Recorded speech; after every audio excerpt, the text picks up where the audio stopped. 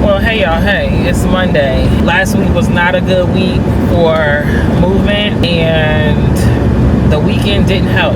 So just to sum, I got the AC bumping, and it's like 98 degrees outside. So just to sum up everything, I was looking forward to the weekend because I was like really, tired, even though at work everything went pretty well. So on Saturday morning, I went somewhere. I can't really remember where I went, but I knew that I had to go and come back because Adrian and I were going to pack up the kids and go to Pensacola for his aunt's retirement party. It was at this restaurant in Pensacola called Nola's, and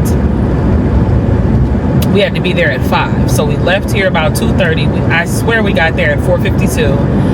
And everything was good. We had Khaleesi, we had Trey. We ate. I think she got there, the honoree got there at like 6 p.m. We were eating by like 7:30, which, if you know me, that's past Trey's bedtime, but it was fine. He ate his food. It was good for a little while, and then he got antsy. So when he started getting antsy, we decided it was time to head up out of there, and we headed back to Alabama. Now, let's go back a little bit. I noticed that my steering wheel had been doing a little shaking the previous week. And when I went to take it for a service, because it was due for an oil change, they would not rotate the tires because they said that I was going to need tires soon. So I was like, okay, maybe the tires are, a little out of whack. It just need to be rotated. But obviously, again, as I stated, I wasn't going to have that rotation. So took the car back. Everything was fine. On the way back from Pensacola, the car started, it felt like it was kind of shaking, like wobbly. So Adrian pulled over because he was driving it, and he checked the tires to see if the balance was on them, because it's like adhesive and it sticks on the inside of the tires. And the balance for the driver's side front tire was not in the wheel. So I was like, okay, that makes sense. That's why we're getting this. At this point, we were only an hour out. I was like, hopefully we can just make it home. So we started driving, and it's still doing it, but it's fine. But then all of a sudden, it starts doing it like hard. Now we're like vibrant. I was like, oh, I'm thinking in my head, like, we're not going to make it. So by the time we were like 40 minutes out, the tire blows out. See, it wasn't even no indication that was going to happen, because there was no tire pressure being lost as we were driving, because my car will indicate that. It did not indicate anything was wrong until it blew out. Tire pressure went to 0. We could pull off. We pulled off to the side of the road, and to make matters worse, Adrian couldn't change the tire because I didn't have a spare. This car does not come with a spare, so if I wanted a spare, I'd have to buy a spare.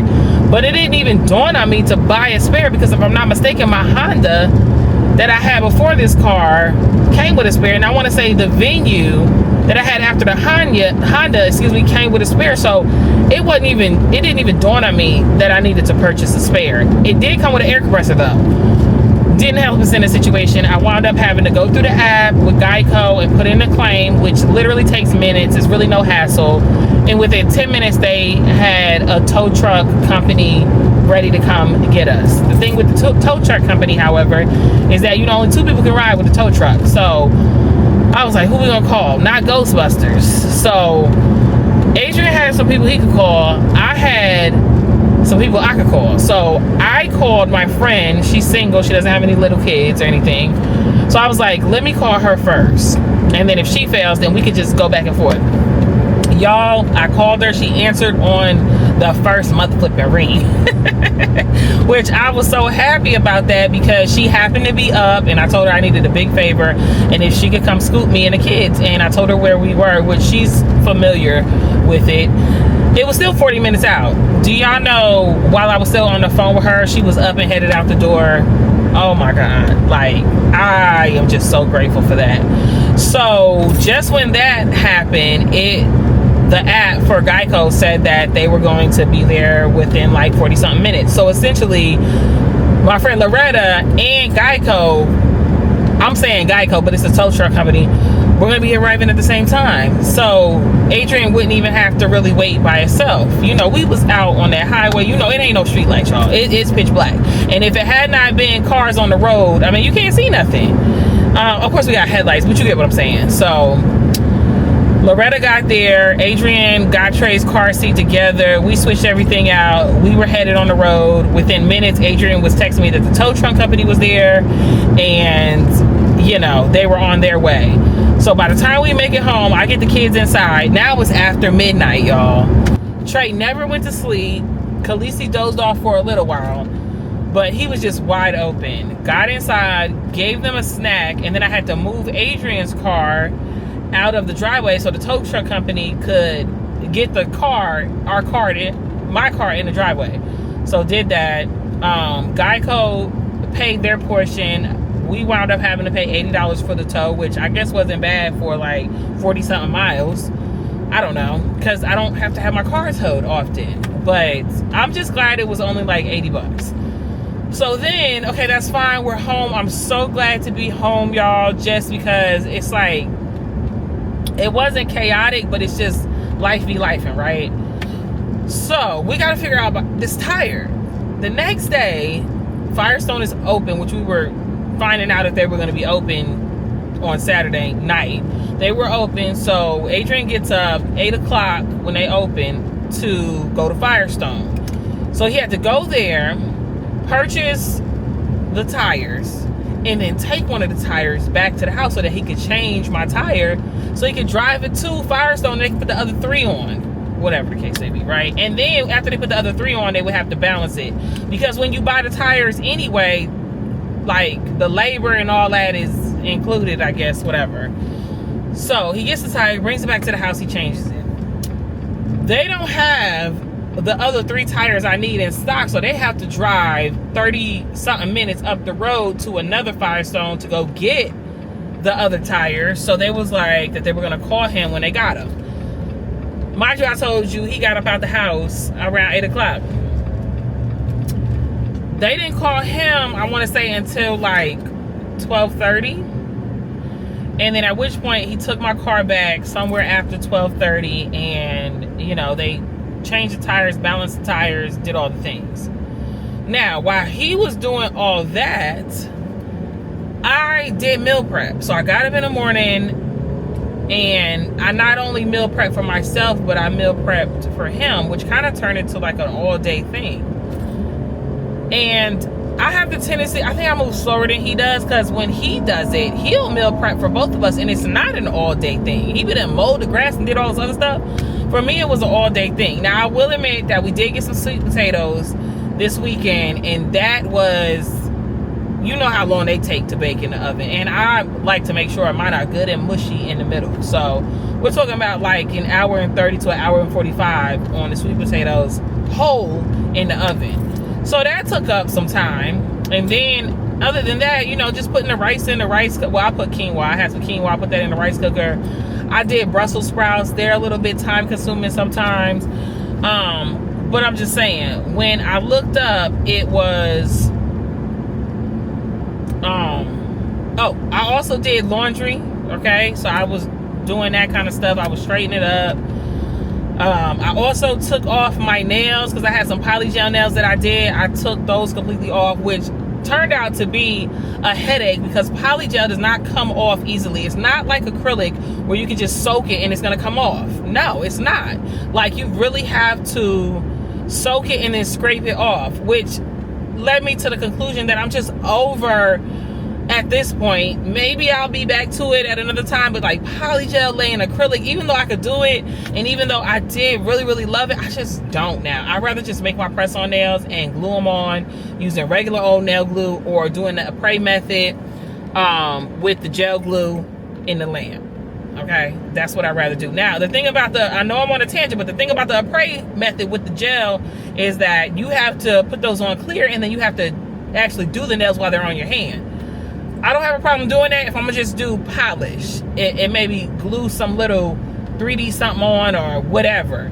But if I'm trying to do a whole nail design situation, I have to do them off my hand because I don't want to be bothered with having to do my right hand using my non-dominant hand because it's time consuming, right? So I might just, you know, I thought I had arrived at press-on nails before and I thought I was locked in, and then I went back to polygel, and I kept my polygel nails on for a couple of months, and I'm just irritated at this point. So I think I'm off that. But back to what I was saying. I went ahead, soaked my polygel nails off, and all of that. So Adrian come back, y'all. Why did Adrian come back and say that? Like he still got to take it back after I got all the tires and everything because they balanced it, but it was still kind of pulling to the right, he said. I don't feel it right now. I don't know. I don't feel it pulling to the right. Maybe it is a little bit, but he said did all that, pulling to the right. So he's going to have to take it back. He said he wants to take it back Wednesday. Anyway, never mind that. When I looked up, it was 7 o'clock. Adrian's getting Trey ready for a bath. Trey has issues with the bath. He does not mind getting in the water. He does not like to sit down in the water anymore. However, I said I'll just get in the bathtub with him because if I get in the bathtub with him, he will sit on my lap in the bathtub. So now I'm in the bathtub in Trey's murky water, sitting with him while he's taking a bath. And also, he does not like soap on him. He don't mind bubbles. But once you soap up that rag and start putting that soap on it, he'll start rinsing it off right away, which is fine. But you know, when you're lathering and you're washing, you like to go ahead and do the washing and everything. He will scream bloody murder. I just didn't want to hear it, y'all. I didn't want to hear it, so I just sat in there and I had to use that good old like strategic, you know, the strategies. I had to use strategies that I know, which was using the fact that he does not like when you say something is dirty. Because if you tell him, like when I was like, your fingernails are dirty, he wants you to clip his fingernails. He wants you to do his nails, get that dirt out. So I was saying, Trey, you got dirt on your shoulder. Let me wash it off. He said, okay. So wash it off. He getting the stuff, rinsing it off. I said, now it's dirt on this shoulder. Adrian was watching me in amazement, y'all. I'm a genius at this. I'm telling you. So I'm strategies. That's what I'm talking about. Parenting, I just be guessing as I'm going. But I'll come up with a strategy, a system, a routine or something. So I'm doing this with Trey. And finally, he's washed. Like I said, the water is murky. We get out of there. He's all good now. But it was the whole weekend. It was the whole Sunday. And I originally wanted to get to the point where Sundays are just days that I do nothing. But it was just one of those weekends where everything was a blur. And it would have been great had we have made it home without the blown tire because of the retirement party. My mental health is really just took a toll last week. And on top of that, because of all the extras that week, I didn't get a chance to get to the gym. Like I felt like if I would have taken 30 minutes to an hour on the treadmill, not saying it was impossible, but I'm just saying if I would have taken 30 minutes to an hour on the treadmill, I felt like that would have set me back on Sunday. What did I do in the morning on Saturday? See, this is the thing. When the weekends are a blur, I can't even remember stuff. So who knows what I did on Saturday. But I just didn't have it in me, y'all. I didn't have it. And sometimes it be like that, you know? And it's a double whammy on my mental health because then I'm thinking about I didn't go to the gym. I didn't move. I didn't work out. Like, it just is what it is. And tonight, it's the Monday and I go to my step class. But I feel like I didn't have time to decompress on the weekend. So now I need to decompress. And I need my mental and I need my rest so that I can run it back week after week. And I just didn't get that over the weekend. Okay. But I'm not about, okay, truck. I'm not even going to worry about it after this point. All right. Well, actually, I already stopped worrying about it. Anything that happened, it's already in the past. I'm just recapping it for you. But sometimes the fact that I didn't work out will linger. And I don't want it to linger because what is the point? The past is gone. All you can change is what's happening in the moment and in the future, right? Is the now and the future. So I'm gonna work on working some ways, getting that movement back in this week. And Adrian is picking up with band stuff. So that going to the gym, I got all that workout gear at home. It's about to be some home workout, y'all. It just is what it is. So I hope that updated you. And I know it was a chatty vlog, but sometimes it be like that, you know? It just is what it is. All right, Club Ray, until next time, peace.